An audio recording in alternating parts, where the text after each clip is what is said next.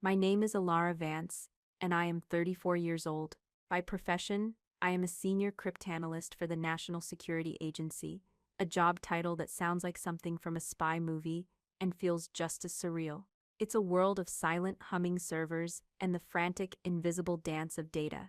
To my colleagues, I am the person they call when the digital ghost in the machine is too clever for the algorithms. But to my family, the Vances, a dynasty of brilliant, practical engineers, I am, and perhaps always will be, their greatest disappointment, the failed musician. They have no idea that the very thing they spent my entire life deriding as a useless, frivolous fantasy would one day be the only thing standing between them and absolute ruin. They never could have imagined that their son's multi-billion-dollar tech empire would be saved not by logic or engineering, but by my unique ability to hear a lie in a symphony of code. Before I tell you the story of how a single dissonant chord in a stream of encrypted data brought my family to its knees and ultimately to a place of reckoning, I want to ask you to do a couple of things for me. First, let me know in the comments where you're watching from tonight. It's always incredible to see how far these stories travel. And if you've ever felt underestimated by the people who were supposed to believe in you the most, hit that like button. It helps more than you know.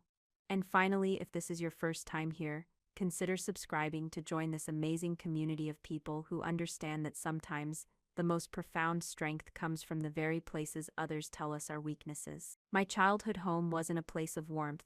It was a monument to precision. Everything had its place, its function, its logical purpose. The walls were a sterile, eggshell white, adorned not with family photos or art, but with framed blueprints of bridges my father had designed or patents my brother had earned even in high school. The air itself seemed to hum with a low, constant frequency of quiet, intellectual pursuit. It smelled of ozone from the electronics in my father's study, and the clean, antiseptic scent of my mother's meticulously ordered kitchen. In the Vance household, emotion was an inefficiency, a variable to be minimized. My father, Marcus Vance, was the patriarch of this sterile kingdom. He was a civil engineer of some renown, a man who saw the world as a series of problems to be solved with steel, concrete, and unassailable logic. He spoke in declarative sentences and viewed anything that couldn't be quantified as fundamentally frivolous. My mother, Eleanor, had long ago subsumed her own personality into his. She managed the household with the quiet efficiency of a project manager, her days governed by schedules and lists. I sometimes wondered if she'd ever had a dream that couldn't be plotted on a graph, but I never dared to ask. And then there was Leo, my older brother, the golden child, the heir apparent to the Vance legacy of practical genius. He was building functional robots out of spare parts, while I was still learning my scales. He was a prodigy in a family that worshipped prodigies of a very specific sort. And then there was me. I was the chaotic variable, the splash of unpredictable color in their monochrome world. My domain was the old, slightly out-of-tune upright piano tucked into a corner of the living room, a relic from my maternal grandmother. While my father and brother were bent over schematics under the harsh glare of a desk lamp, I was lost in the world of Chopin and Debussy. The structured, mathematical beauty of a Bach fugue was, to me, as elegant as any of my father's bridges. The passionate, heartbreaking narrative of a Rachmaninoff concerto held more truth than any of their textbooks. The sound of my music was the only thing that ever truly filled the house, and it was a constant source of friction. It was noise to them, a distraction, a melodic representation of everything they devalued: emotion, abstraction, and a lack of clear, marketable application. To them, my love for music wasn't a passion, it was a phase, a childish affectation I was supposed to outgrow, like a belief in Santa Claus. They were just waiting for me to come to my senses and enroll in a pre-engineering program. The waiting would be a long and trying ordeal for all of us. The divide between my world and theirs wasn't a sudden chasm. It was 1,000 tiny cracks that grew over years of casual dismissal. I remember one of my first piano recitals. I was 9 years old, my heart thrumming with a nervous excitement that felt like a trapped bird in my chest. I played a simple minuet by Mozart, my small fingers flying across the keys with a joy that felt incandescent. I poured every ounce of my little girl soul into that performance. When I took my bow, my eyes searched the audience for my family. They were there, in the third row. Leo was looking at his watch. My mother was giving me her standard, placid smile. My father had a look of analytical detachment. Later, on the car ride home, the silence was heavy. I finally couldn't stand it anymore. "Did you like it?" I asked, my voice small. My mother was the first to answer. It was very nice, dear. You didn't miss a single note. It was the kind of praise one gives a well-programmed machine. Then my father chimed in, his eyes on the road. The structure of the piece is sound. Mozart was a master of efficiency, but Alara, your posture was inefficient. You waste energy with that much upper body movement. It's not optimal. He wasn't being cruel, not in his mind. He was offering a technical critique, the only way he knew how to engage. He was trying to solve the problem of my performance. I felt a cold stone settle in my stomach. He hadn't heard the music at all. He had only seen a flawed system in operation. This pattern became the soundtrack of my youth. When Leo won the state science fair for a magnetic levitation device he'd built, my father cleared a shelf in the living room to display the trophy. He gave a toast at dinner, his voice thick with a pride he never showed for me. That same week, a short, 4-part harmony I had composed was performed by the school choir at the spring concert. It was a small thing, but it was mine. I had created it from silence. After the concert, my father's only comment was a question to my choir director. What is the practical career path for a composer? The director, a kind woman named Mrs. Gable, stammered something about teaching or film scoring. My father just nodded slowly, a deep line of disapproval etched between his brows. The message was clear. Leo's achievement was real, tangible, a step on the path to a successful, lucrative career. Mine was a curiosity, a dead end. My brother, to his credit, wasn't malicious about it. He was just absorbed in his own world, basking in the constant sunlight of our parents' approval. He treated my music with a sort of benign neglect, the way one might treat a younger sibling's imaginary friend. "That's nice, Alara," he'd say, without looking up from his circuit board, when I'd try to play him a new piece. It was in some ways more painful than my father's outright disapproval. It made my passion feel insignificant, invisible. The true battle lines were drawn when it came time to apply for college. It was a foregone conclusion in my family that I would attend a top-tier engineering school, just as Leo had. My father had already prepared a list of universities, ranked by the prestige of their computer science programs. He presented it to me at the dinner table one evening, as if he were bestowing a great gift. I looked at the list of names, MIT, Caltech, Carnegie Mellon, and felt a wave of nausea. These weren't my dreams, they were his. I took a deep breath, the air in the room suddenly feeling thin and hard to breathe. "I'm not applying to any of these," I said, my voice shaking but firm. "I'm applying to music schools. I'm going to major in music composition." The silence that followed was absolute. It was a cold, heavy silence, so profound that I could hear the faint hum of the refrigerator from the kitchen. My father slowly placed his fork and knife on his plate, the ceramic click echoing in the stillness. He stared at me, his face a mask of disbelief. "You are going to what?" he asked, his voice dangerously low. Leo looked back and forth between us, his usual confidence gone, replaced by a look of alarm. My mother just stared at her plate, her hands clenched in her lap. "I want to be a composer," I repeated, my courage faltering under his gaze. "That's not a career," he snapped, his voice rising. "It's a hobby, it's a fantasy. You don't build a life on fantasies, Alara. You build it on concrete skills, on tangible value. What value does another sad little song provide the world?"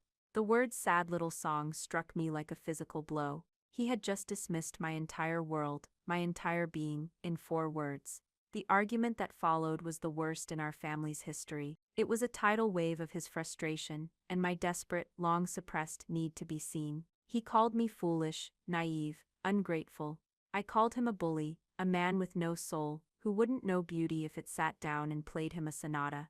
In the end, he delivered his ultimatum.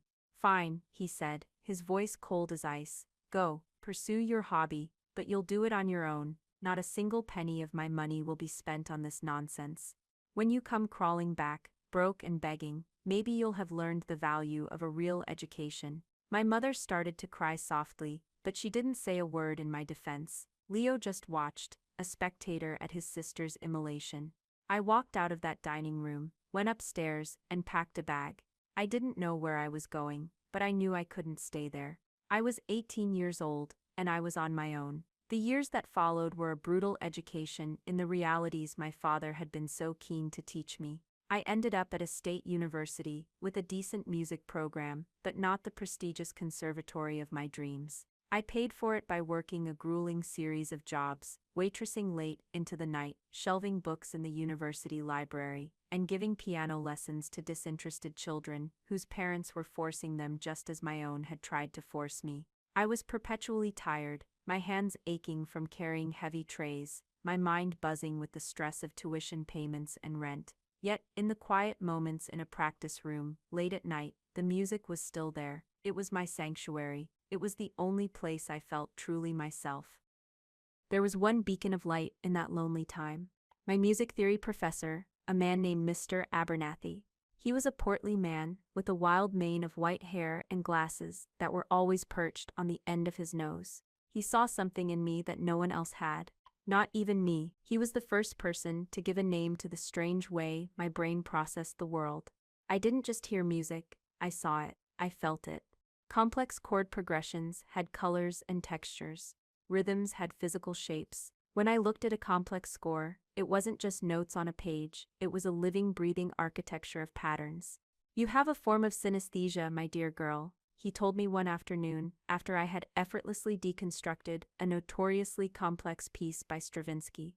"But it's more than that. You don't just associate sounds with colors. You perceive the underlying mathematical structure of music as an intuitive, emotional language. Most people have to learn theory. You feel it." He encouraged me, pushed me, and treated my talent not as a frivolous hobby, but as a rare and precious gift. He was the father I wished I had, a man who saw value in the abstract, the beautiful, the unquantifiable. His belief in me was a lifeline in a sea of self-doubt. Graduation was not the triumphant moment I had hoped for. It was a quiet affair. I sat alone in the audience, as my name was called for the Bachelor of Arts in Music. There was no proud family beaming up at me. There was only the daunting reality of the world beyond the campus gates. I moved into a tiny shoebox apartment in a rundown part of the city. The roof leaked when it rained, and my neighbors' arguments were a constant percussive backdrop to my life. I tried to make a go of it as a musician. I sent demo tapes, actual cassette tapes back then, to recording studios and music publishers. The rejection letters piled up, a monument to my failure. "Lacks commercial appeal," one read. "Too complex for the current market," said another. I took a job playing piano in a smoky, dimly lit cocktail lounge. I played standards and requests for businessmen who weren't listening, their laughter and loud conversations drowning out the melodies I tried to weave. Each night, I'd go home with a few crumpled dollar bills in my tip jar, the smell of stale beer clinging to my clothes, and my father's words echoing in my head. "When you come crawling back, broke and begging." The shame was a physical weight. The phone calls home were exercises in humiliation. My mother would ask gentle, probing questions about my situation, her voice laced with a pity that felt like acid.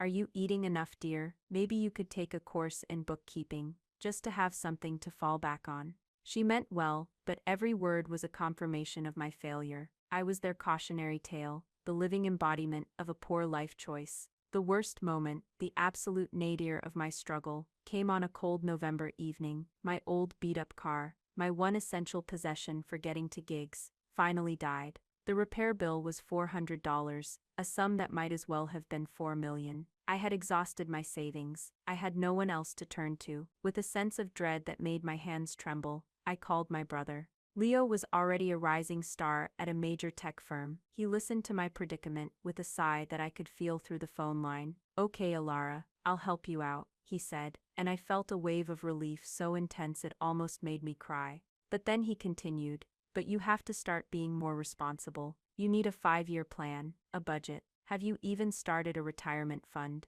You can't just float through life hoping your art will pay the bills. This isn't sustainable." He wasn't just giving me money, he was giving me a lecture, a condescending financial seminar from the pedestal of his success. He was treating me like a hopelessly irresponsible child. I listened in silence, my shame burning hot in my cheeks. I mumbled my thanks, got the account number to have the money wired, and hung up. I sat there in the dark of my miserable little apartment, the silence broken only by the drip of the leaky roof into a bucket. That was it. That was the moment something inside me broke. My father's scorn, my mother's pity, and now my brother's condescending lecture. I was done. I was done being their failure. I needed structure. I needed discipline. I needed a way out that was so definitive, so completely outside of their world, that they would never be able to comment on it again. The next day, I walked past a military recruitment office. A poster in the window showed a crisp, uniformed sailor looking out at the horizon. The poster read,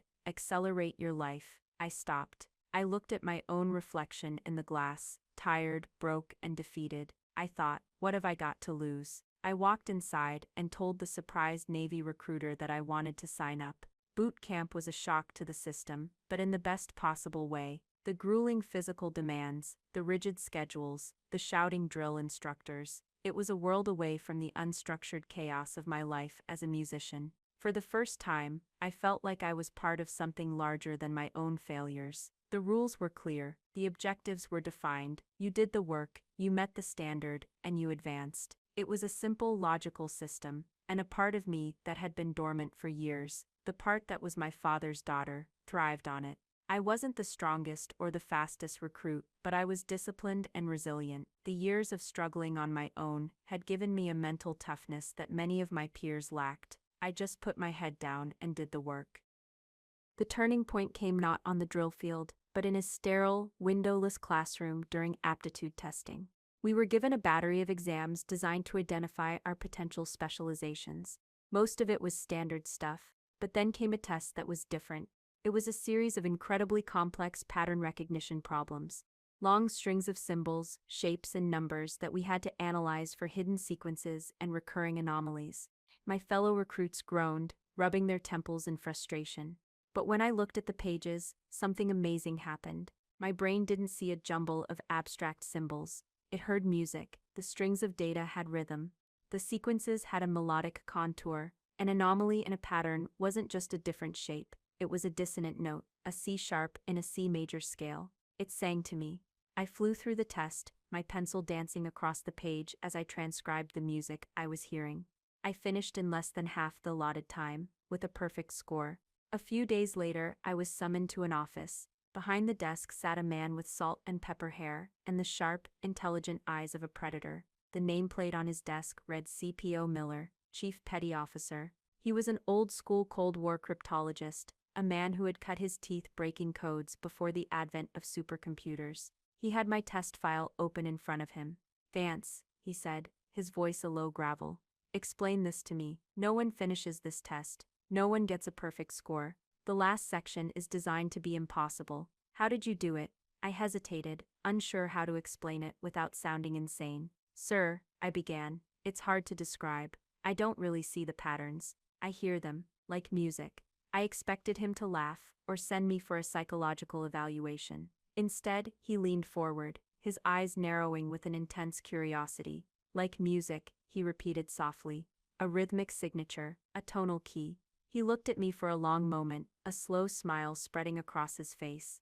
"I'll be damned," he whispered. "You're a natural." Chief Petty Officer Miller saw what my family never could. He didn't see a failed musician. He saw a weapon. From that day on, my life in the Navy changed. I was pulled from the general population and fast-tracked into the Cryptologic Technician Training Program at Fort Meade, Maryland, the home of the National Security Agency. It was like being thrown into the deep end of the pool, but for the first time in my life, I could breathe underwater. The training was intense, a relentless fire hose of information about signal intelligence, encryption algorithms, and network analysis. To many of my classmates, the endless strings of code were a nightmare of abstract mathematics. To me, it was like being handed the sheet music to the secret symphony of the world. I learned that every encrypted signal has a unique sound, a timbre. A Russian military satellite had a different harmonic signature than a Chinese submarine. A simple commercial encryption was like a pop song, simple, repetitive, and easy to break down.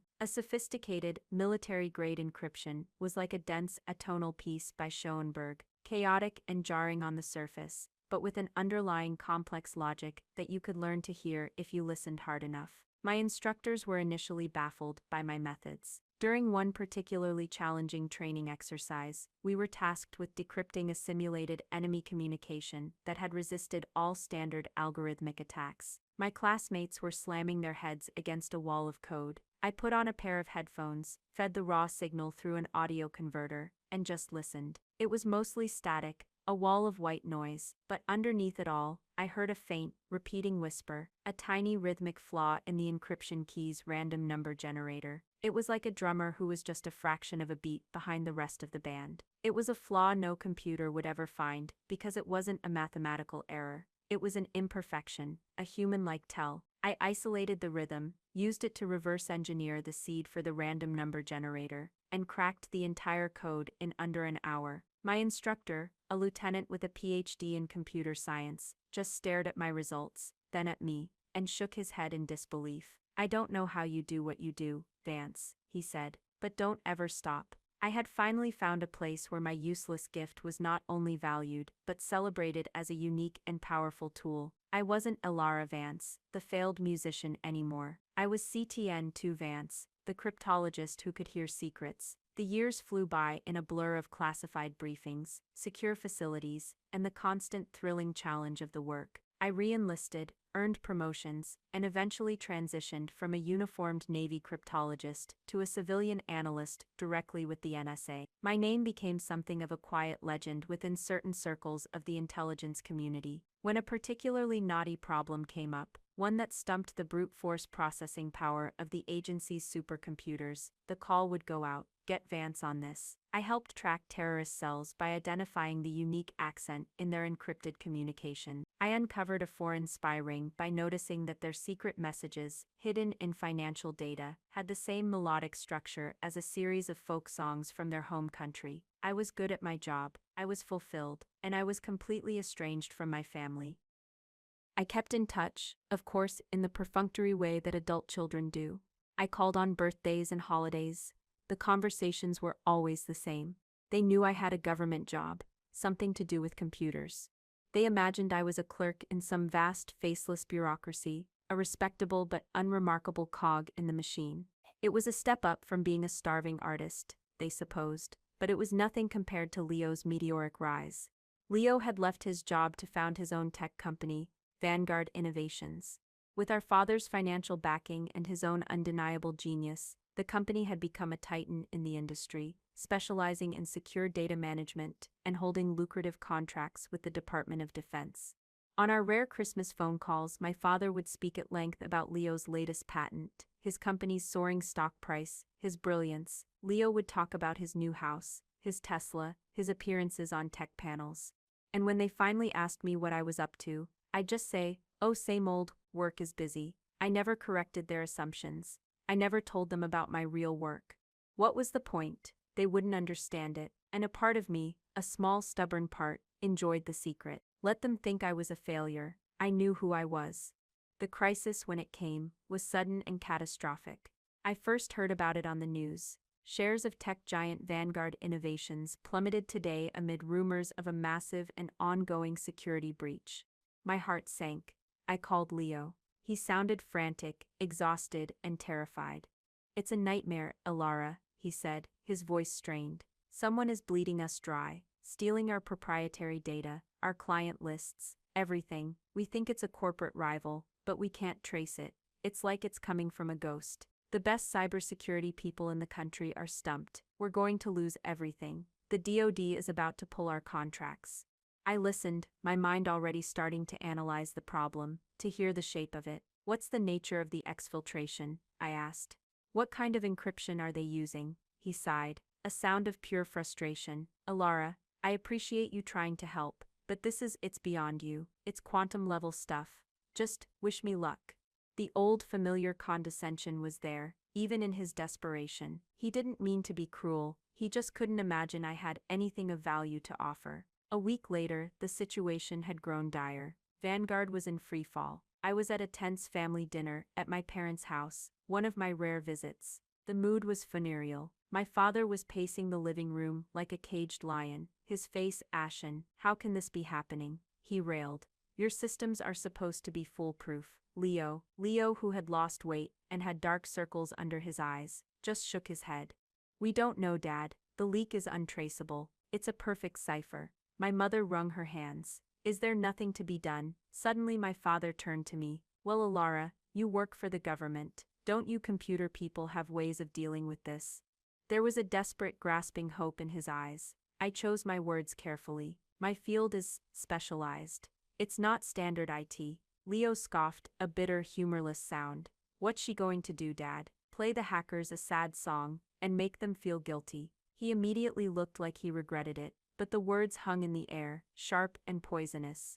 It was the same old dismissal, the same old joke. My father's face fell, the brief hope extinguished. You're right, he muttered, turning away. Useless. At that exact moment, my secure work phone buzzed in my pocket. I excused myself and went into the kitchen. The caller ID was from the Office of the Secretary of Defense. I answered. Vance, I said. The voice on the other end was grim and to the point.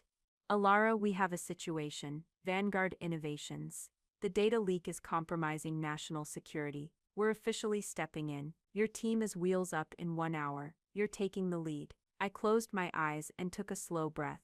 The universe, it seemed, had a profound and deeply ironic sense of humor. The conference room at Vanguard Innovations was a cathedral of cold, modern design. A massive slab of polished mahogany served as a table, surrounded by sleek, ergonomic chairs. One wall was a floor-to-ceiling window overlooking the city, a view of the empire Leo had built. The other walls were covered in whiteboards, all scrawled with frantic diagrams, dead-end algorithms, and desperate, crossed-out theories. The air was thick with the smell of stale coffee and failure. At the head of the table sat my brother, Leo, looking smaller than I'd ever seen him, his face a mask of exhausted defeat. My father, Marcus, was beside him, his posture rigid with a barely controlled fury. Around them were Vanguard's top engineers, the so-called best and brightest, all looking utterly demoralized. They were waiting for the NSA. They were expecting a team of stern-faced men in dark suits, cyber warriors with grim expressions,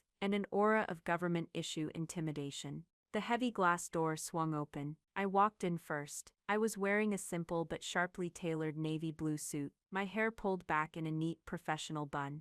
Behind me were the 2 senior analysts from my team, a man named Davies and a woman named Chen. For a full 5 seconds, there was absolute silence. Leo's jaw literally dropped. He stared at me as if I were an apparition, his brain struggling to reconcile the sister he knew, the flaky, artistic failure, with the composed, authoritative woman who had just taken command of his war room. My father's reaction was even more profound. His face went through a rapid series of micro-expressions, confusion, disbelief, and then a flicker of something I couldn't name. It wasn't pride. It was cognitive dissonance. The world as he knew it had just tilted on its axis. Alara, Leo finally stammered, his voice a hoarse whisper. One of his lead engineers, a man with a smug face and a condescending air, leaned over and whispered to him, loud enough for me to hear. Is this some kind of joke? They sent your sister? I ignored him. I walked to the head of the table, opposite my brother, and placed my briefcase down with a soft, definitive click. Chen and Davies took up positions behind me, silent and watchful. Mr. Vance, I said, my voice calm and even, formally addressing my brother. I'm Alara Vance. I'm the lead analyst on this case. My team and I will need full, unrestricted access to your raw network data stream, starting from the moment you first detected the anomaly. We also need total administrative control of your systems. No more of your people are to touch anything until we give the all-clear. The authority in my voice seemed to snap Leo out of his stupor. He just nodded numbly, but the smug engineer spoke up again. With all due respect, ma'am, he said, the word ma'am dripping with sarcasm. We've had the best minds in the private sector combing through that data for 2 weeks. There's nothing there. I turned my full attention to him. I didn't raise my voice. I didn't need to. Your best minds, I said, my gaze level and cold, were looking for a ghost. They were looking for a complex piece of malware, a brute force attack, a weakness in the encryption. You were looking at the math. You're tone deaf.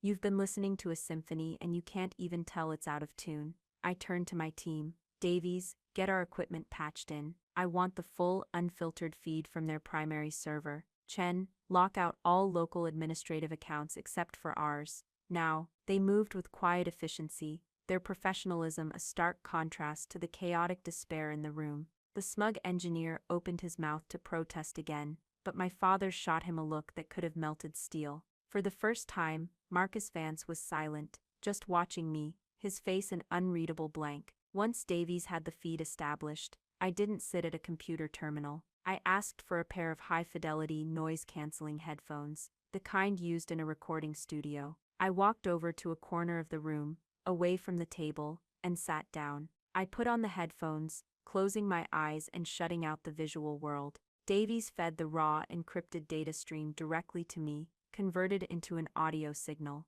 The sound that flooded my ears was overwhelming, a tidal wave of pure information. It was the sound of a billion digital conversations happening at once. It was a deafening, terrifying wall of white noise, a sonic representation of chaos. It was the sound that had driven Vanguard's engineers to despair. But I didn't pull back. I leaned into it. I let the cacophony wash over me, my mind sifting through the layers, searching for a single wrong note in a hurricane of sound. My fingers twitched at my sides, as if I were resting them on the keys of an invisible piano. I began to hum softly under my breath, a low, monotonic drone to give my mind an anchor point. My internal monologue was a frantic search. Okay, Alara, listen past the noise. Hear the architecture. The primary encryption is a standard 256-bit AES. It has a sound, a clean, complex, but stable hum, like a perfectly tuned orchestra waiting for the conductor. The regular data packets are the rhythm section, a steady, pulsing beat, thump, thump, thump, all in time, all correct. The men in the room watched me in utter bewilderment. To them, I must have looked like a mad woman, sitting in a corner, humming to myself with my eyes closed. I could feel their skepticism, their pity. I could feel my father's intense, confused stare burning into me. I ignored it all. I sank deeper, and then I heard it. It was faint, so faint it was almost imperceptible. Underneath the roar of the main data stream, beneath the steady beat of the network's pulse, there was another melody. It was a quiet, insidious little tune, a simple four-note arpeggio, repeating over and over again, dissonant and ugly, a single violin playing out of key in the middle of a Beethoven symphony. It was a ghost, and it was singing. There, I whispered, my eyes snapping open. I've got it. I stood up, walked to the largest whiteboard, and picked up a black marker. The room was utterly silent, save for the soft whir of the server fans. The leak isn't a constant stream, I said, my back to them as I began to write. That's why you couldn't find it. It's a burst transmission, timed to coincide with your system's hourly diagnostic check. It's hiding in plain sight, masquerading as friendly traffic. I didn't write code on the board, I wrote music. I drew a staff and started notating the four-note pattern I had heard.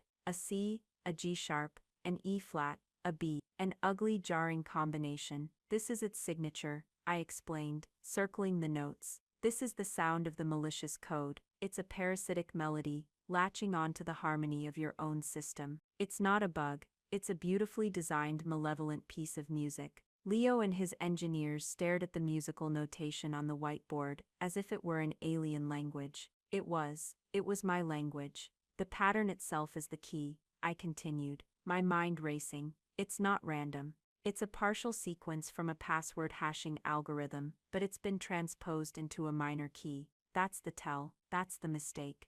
The original algorithm would never produce a minor key output. I turned to Chen. Cross-reference the harmonic signature of that four-note sequence against the employee access logs for the last 3 weeks. Look for a user whose remote login authentication packet has the same, resonant frequency. Chen's fingers flew across her keyboard. The room held its breath. My father hadn't moved a muscle. He was staring at the musical notes on the whiteboard, then back at me, his face pale. It was the look of a man whose fundamental understanding of reality had been fractured. The complex, multi-billion-dollar problem that had stumped his genius son and a team of expert engineers was being solved with what looked like a page from a child's piano lesson. After a minute that stretched for an eternity, Chen's voice cut through the silence. Got him, she said quietly. The signature originates from a remote access VPN. It's registered to workstation ID 74 Bravo. The user is Mark Renshaw. Leo's head shot up. Renshaw? No, not possible. He's my lead architect. He's been with me since the beginning. I trust him completely. I looked at my brother, my expression softening for the first time. The code is perfect, I said gently.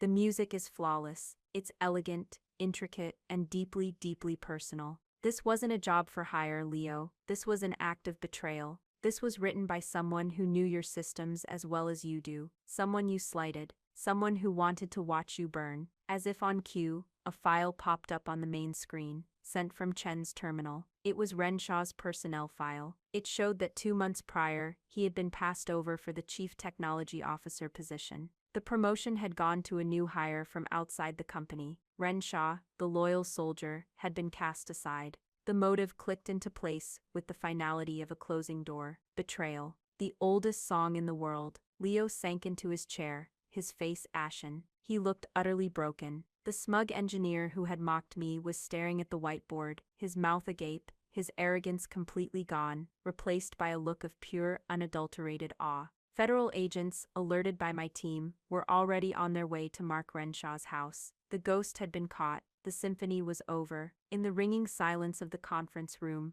I met my father's eyes across the table. The look on his face was the culmination of a lifetime of misunderstanding. It was the shattering sound of a worldview collapsing, a sound that, for once, I didn't need to hear to understand. The aftermath was swift and clinical. Federal agents swarmed the building, securing Renshaw's office and taking statements. The Vanguard engineers, once so dismissive, now looked at me with a mixture of fear and reverence. They gave me a wide berth, as if I were some kind of witch who communed with spirits in the wires. The immediate crisis was over. My team began the work of patching the hole and ensuring the parasitic code was scrubbed from every corner of the network. Davies and Chen had it handled. I told them I was stepping out for some air. The conference room eventually emptied, leaving just 3 people in the echoing silence, me, Leo, and my father. The whiteboards full of my musical notations and diagrams stood as a strange monument to the day's events. The tension was a palpable thing, a heavy blanket smothering the air. Leo was the first to break the silence. He looked up at me from his chair, his eyes red-rimmed and filled with a profound, soul-deep exhaustion. "Elira," he began, his voice cracking. He stood up and walked towards me, stopping a few feet away. I don't even know what to say. He took a shuddering breath. "I'm sorry, God. I'm so sorry." It wasn't a token apology, it was a confession. Not just for today, for everything, for my entire life. The condescending comments, the lectures about money, the way I treated your music like it was a joke. He ran a hand through his disheveled hair.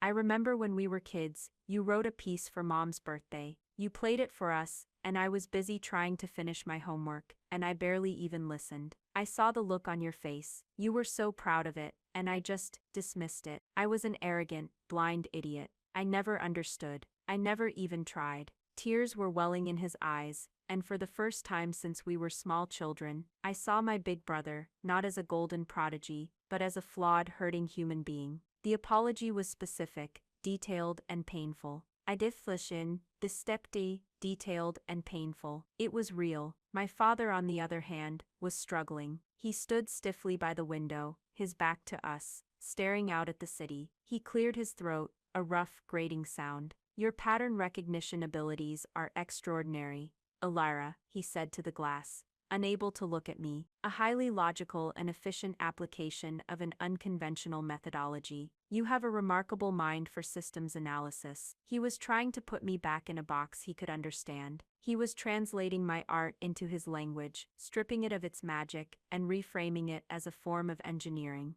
The old Elira would have just accepted it, grateful for any crumb of praise. But I wasn't the old Elira. "No, Dad," I said, my voice quiet but unyielding. He finally turned to face me. "It wasn't systems analysis. It was music. It was harmony and dissonance. It was the thing you called a useless fantasy. That's what saved your son's company. Not logic, not engineering. Music. You have to understand that." I wasn't angry. My voice held no malice. It was simply a statement of fact, a boundary being drawn in the sand. I would not allow him to co-opt my victory and redefine it to fit his narrow worldview. He had to cross the chasm and come to my world for once.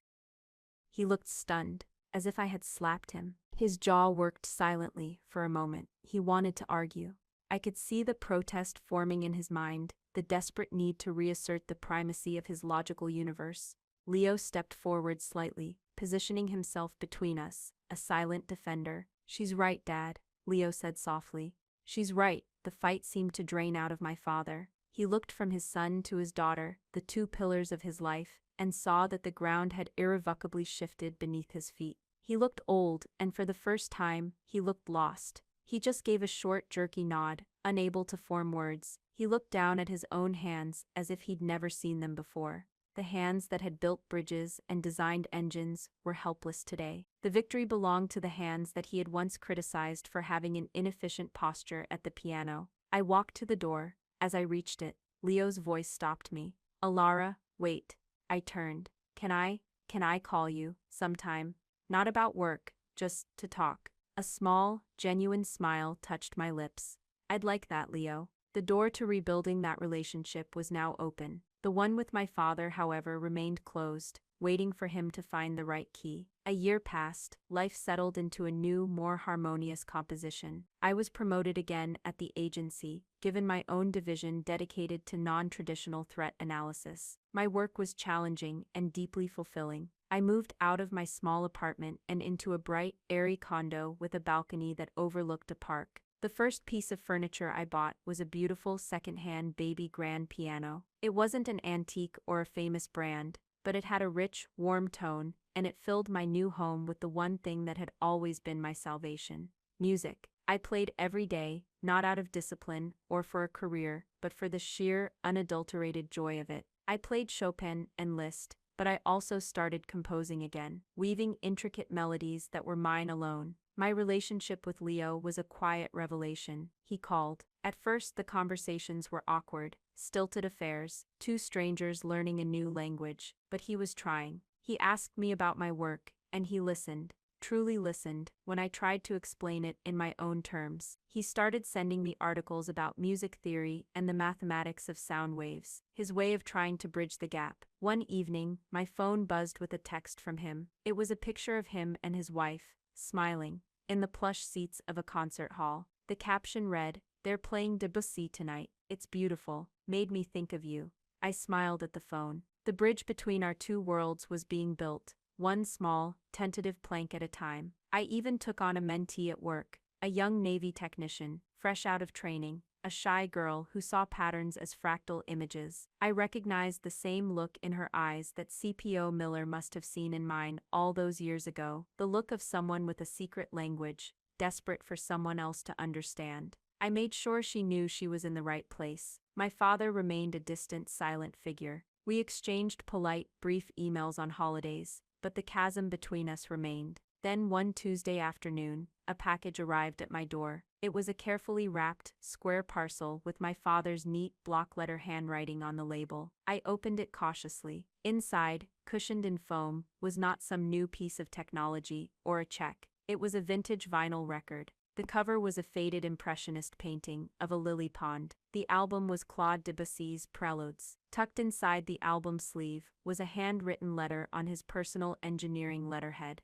I sat down and read it, my heart pounding. His handwriting was as precise and angular as ever, but the words were a foreign country for him. "Alara," it began, "I have been listening to this record. Leo told me it was one of your favorites. I am trying to hear what you hear. I confess, I do not understand it. It feels chaotic, without structure, but I am trying to listen for the patterns, as you said. I am trying to learn the language. It is more difficult for me than any blueprint I have ever read." He went on, his words stiff and awkward, but sincere. He wrote that he had been wrong. Wrong about my degree, wrong about my life, wrong about what constituted a valuable contribution to the world. The last line of the letter made a tear roll down my cheek. "Your mother and I are proud of you. We are proud of the woman you have become." I walked over to my record player, a new edition that sat next to my piano. I gently placed the vinyl on the turntable and lowered the needle. The faint crackle was followed by the opening notes of The Girl with the Flaxen Hair, a melody so pure and achingly beautiful it felt like sunshine. The validation I had craved for my entire life had finally arrived, and I realized as the music swelled and filled my apartment that it was no longer something I needed to survive. It was simply a beautiful grace note in a life that was already full, a symphony that I had finally learned to compose for myself. I hadn't needed to defeat my family or prove them wrong in some grand vindictive fashion. I just needed to be true to my own music, and eventually the world, and even they, had learned to listen.